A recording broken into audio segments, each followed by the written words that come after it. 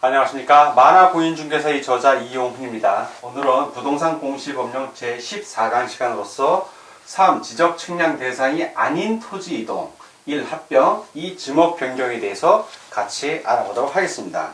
먼저 합병입니다. 합병. 첫 번째 합병은 합병 하나로 합친다는 얘기죠. 즉 지적공부에 등록된 2필지 이상의 토지를 1필지로 합하여 등록하는 것을 말합니다. 자, 2필지 이상의 토지를 1필지로, 하나의 필지로. 그러니까 예를 들어서 필지가 2개 있는데 하나로 합친다는 얘기입니다. 하나로. 자, 그런데 합병할 수 있는 요건이 있어요. 자, 합병할 수 있는 요건.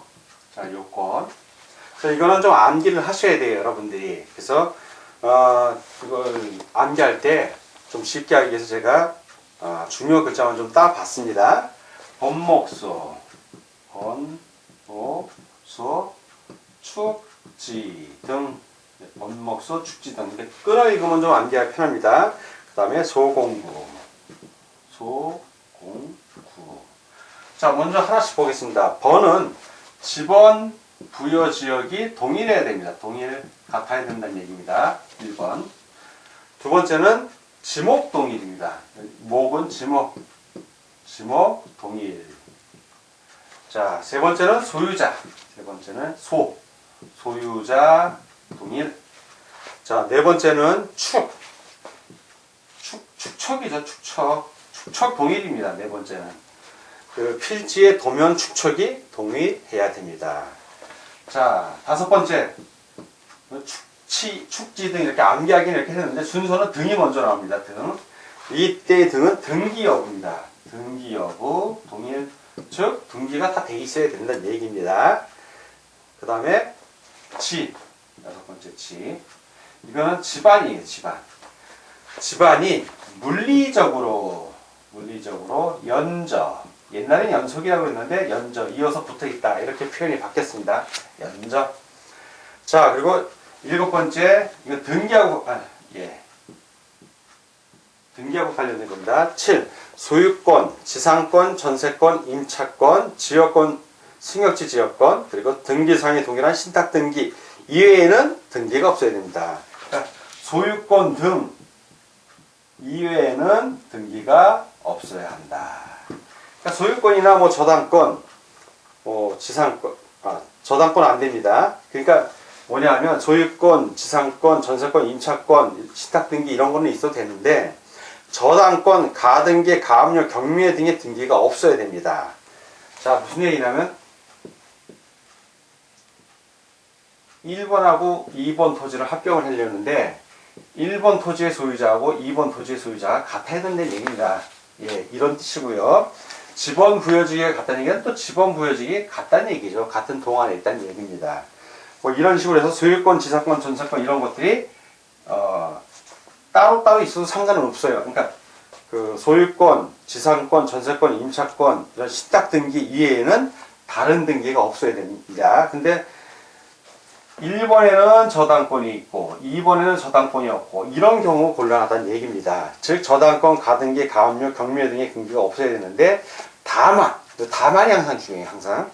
다만 합병하려는 토지 전부에 관하여, 자, 합병하려는 토지 1번과 2번 토지 전부에 관하여 등기 원인 및 그 연월일과 접수번호가 동일한 저당권.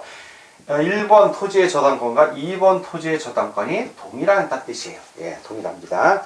동일한 저당권에 관한 등기, 즉 공동저당이죠. 등기가 있는 경우에는 이때는 합병이 가능합니다. 자, 1번만 토지가 이렇게 있는데, 자, 3번, 4번 토지가 있는데 3번에는 저당권이 있고 4번에는 저당권이 없다. 이러면 합병이 안 된다는 얘기죠. 이런 경우에는 합병이 가능하다는 얘기고요. 그래서 또한 합병하는 토지 전부에 대하여 등기상이 동일한 신탁등기가 있는 경우에도 합병할 수 있습니다. 똑같은 원리가 적용돼요. 동일한 신탁등기일 때는 합병할 수 있다. 근데 한쪽은 있고 한쪽은 없으면 합병할 수 없다. 자, 8번. 이제 8번은 소유자별, 이 공유는 공유 지분입니다. 소유자별 공유 지분. 자, 소유자별 공유 지분이 같거나 소유자 주소가 같을 것. 자, 9번째는 부. 이 부는 구획정리. 구획정리, 경지정리, 축적 변경을 시행하고 있는 지역의 토지와 그 지역 밖의 토지가 아닐 것, 그 지역 안에 있는 건 안에 있어야 된다는 얘기입니다. 이렇게 합병할 수 있는 요건 9가지를 살펴봤고요.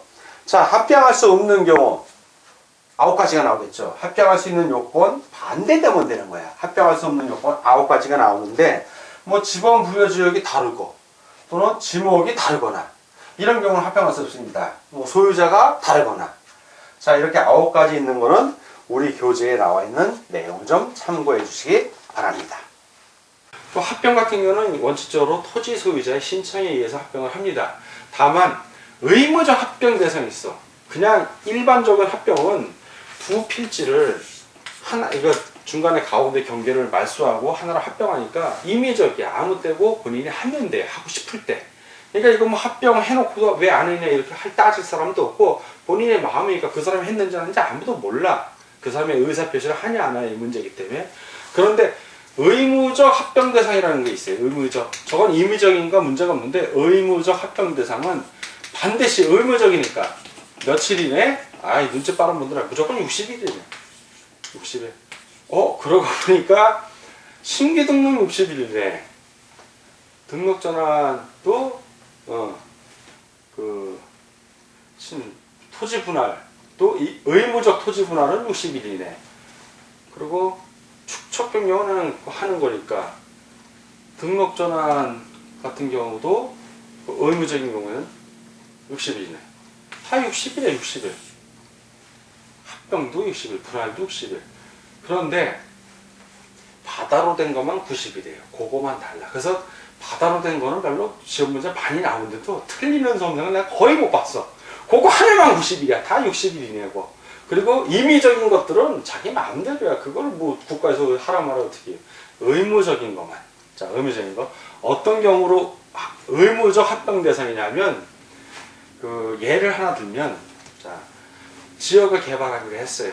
그래서 예를 들어서 A 토지가 있고 그러니까 1201번지가 있고 1204번지 토지가 있어. 근데 이 지역을 그리고 1207번지가 있어. 근데 이걸 하나로 합쳐갖고 공동주택을 짓기로 했어. 그렇게 결정이 난 거야. 그러면 1201번, 1204번, 1207번은 의무적으로 합병을 해야 되는 거예요. 하나의 주택 단지가 되는 거니까 이런 게 의무적으로 해야 되는 거예요. 소유자를 이거는 소유자가 다르든 같든 하기로 했으면 이 주택 재개발 정비사업조합이 결정이 돼 갖고 조합원들의 땅이 다 다르더라도 의무적으로 합병을 하는 겁니다. 그리고 나중에 분배를 해주면 되니까 건물을 지어 갖고. 자, 이런 경우가 의무적 합병 대상이야. 자, 의무적 합병 대상은 두 가지로 크게 나눠볼 수 있는데 법에는 따로 구분을 안 해놨지만 우리가 공부하기 쉽게 구분을 한다면 첫 번째는 주택법상 공동주택부지, 방금 말한 이런 공동주택부지는 이게 공동주택부지로 결정이 되면 의무적으로 이걸 하기로 한 이상 60일 이내 합병 신청을 해야 되고, 두 번째는 공공용 지목이에요. 공공용 지목. 공적으로 쓰는 지목들이 있어. 어떤 거냐면 철도용지, 그리고 학교용지. 개인이 사적으로 쓰는 지목들이 아니죠. 그런 거 28지목 중에서 공공용으로 쓰는 지목들을 얘기하는 거예요. 뭐 도로, 제방, 학교용지, 철도, 부고, 뭐 공장용지, 수도용지, 공원, 체육용지 이런 것들은 합병해야 될 의무가 발생하는 순간 그건 무조건 60일 이내에 합병을 해야 되는 겁니다. 합병 어떻게 하냐? 합병 신청 사유서 제출하면 돼요. 합병을 신청합니다 라고 어디다? 지적소관청에 제출하면 되는 거예요. 자, 지적소관청. 그리고 첨부 서류 없어요. 그냥 거기다 합병해야 되는 사유만 적으면 돼. 이때는 합병하는 거니까. 자, 이렇게 되고 그 합병 시에 이제 뭐가 변경이 되냐면, 합병 시에는 자, 지번 같은 경우 토지를 합했잖아요. 그러면 경계는 다 사라져. 경계는 다 말소가 되는 거고, 지번이 예를 들어서 1201, 1204, 1207 있다면 가장 빠른 걸로 하는 거예요. 본번 중에서. 만약에 1201이 9번이 붙어 있었어. 1200 1-1하면 이건 제외가 되고 1204하고 1207 중에 빠른 거 1204가 되는 거예요. 합병하는 경우에는. 자, 이런 식으로 합병의 지번이 일단 당연히 변경이 될 것이고, 그 지번이 만약에 변경이 돼서 결번이 나왔으면 결번대장에 그 사유 적어서 원인 합병, 토지 합병. 그래서 결번대장 영구 보존해야 된다라는 게 기억이 나면 고맙습니다. 자, 그렇고 경계 또는 좌표 같은 경우는 이거는 뭐 없게 된 거 측량을 따로 안 한다고 그랬잖아요. 그냥 말소해 버리면 되는 거야. 말소해 버리면 돼요. 예, 경계 또는 좌표를 말소하고, 면적은 이 면적 세 개 다 합쳐버리면 돼요. 합치면 면적이 똑같잖아. 그러니까 합병하는 경우는 지적 측량 한다 안 한다? 안 한다. 그냥 합치면 되니까.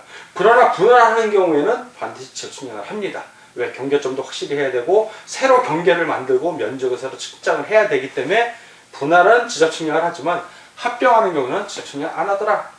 자, 이번엔 지목 변경을 배우겠습니다. 자, 지적 측량 대상이 아닌 거 두 번째.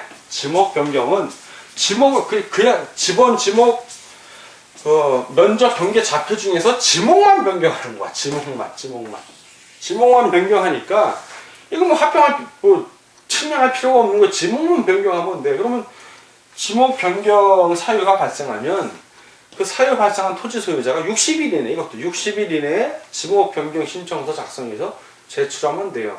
근데 지목 변경하는 게 사유가 있겠죠. 어떤 사유. 그 사유서로 같이 첨부해서 내면 되는 거예요. 자, 그럼 지목 변경에 어떤 사유가 있냐? 자, 대상 토지라고 해서 지목 변경을 하는 대상 토지. 어떤 경우에 지목 변경을 하는가? 자, 첫 번째 지목 변경 대상 통지. 관계 법령에서 토지 형질 변경을 하라고 그러는 게, 토지 형질 변경을 해서, 자, 관계 변경 법령이에요. 형질 변경에 공사 준공이 완료됐을 때, 공사 준공. 도시개발법에 의해서 도시개발 지역으로 지정이 되고 도시개발 사업을 했어요. 그러면 그 지역이 형질 변경이 된다고. 땅이 임야했던 땅이 싹 주택 택지로 정리가 돼. 그러면 공사가 준공되면 형질 변경, 지목 변경을 신청을 하는 겁니다. 그런 식으로 관계 법령에 의한 경우고, 두 번째는 토지나 건축물의 용도가 바뀌는 거예요. 토지나 건축물의 용도가 바뀌는 거로. 용도 변경. 자, 임야인 토지인데 주변이 개발이 됐어. 그래서 주차장으로 변경을 시켜서 주차장 사업을 해. 돈 받고 차 주차시키는 거예요. 그러면 임야에서 주차장으로 바뀐 거 아니에요. 그러면 지목 변경 신청을 하는 거예요. 지목 변경 신청. 자, 건축물이 용도가 바뀌었어. 원래는 일반 건물이었어. 그러면 되잖아요. 지목은. 근데 창고로 썼어. 그럼 건축물이 창고가 되어버린 거예요. 그럼 창고 용지가 되는 겁니다. 이런 식으로 용도를 변경하는 경우 당연히 지목 변경 신청을 해야겠죠. 자, 그리고 그 도시개발 사업을 하는데, 자, 도시개발 사업. 이 도시개발 사업하는 사업 시행자가 사업을 원활하게 추진하기 위해서 합병을 신청하는 경우가 있어요. 준공하기 전에. 아까 공사가 준공돼야 된다고 그랬는데 준공 전에 원활한 사업 시행을 해서 합병을 신청하는 경우가 있습니다. 그런 경우도 지목 변경 신청이 가능한 겁니다. 자, 이런데 그러면 지목 변경 신청서의 첨부 서류는 다 나오지 않습니까? 요거 보면. 그리고 첨부 서류 역시 요거가 똑같아요. 자, 관계 법령에 따라 형질 변경을 했으면 공사 준공을 증명하는 서류의 사본이 필요할 것이고, 토지나 건축물이 만약에 변경이 됐으면 이 토지나 건축물이 용도 변경되었다는 서류의 사본이 필요하고, 도시개발 사업으로 인해서 그 사람들이 이제 했다면 어떤 뭐 국공유지 같은 경우 용도가 폐지됐다면 용도 폐지됐다는 서류를 띄면 될 것이고, 그 서류의 사본을 제출하면 되는 겁니다. 이런 식으로 이 대상 토지에 따라서 서류 제출하는 첨부 서류가 달라집니다. 다만 안 내도 되는 경우가 있는데, 그 네 번째 안 내도 되는 경우가 어떤 거냐면, 이제 그 개발행위 허가나 농지 전용 허가, 산지 개발 허가 같은 경우에는 그냥 허가 받으면 되는 거예요. 왜냐면 지적소관청에서 다 허락을 해준 거기 때문에, 시군구청에서 거기서 다 관리를 하기 때문에 허가 받은 사항에 대해서는 따로 첨부서를 안 내도 되는 겁니다.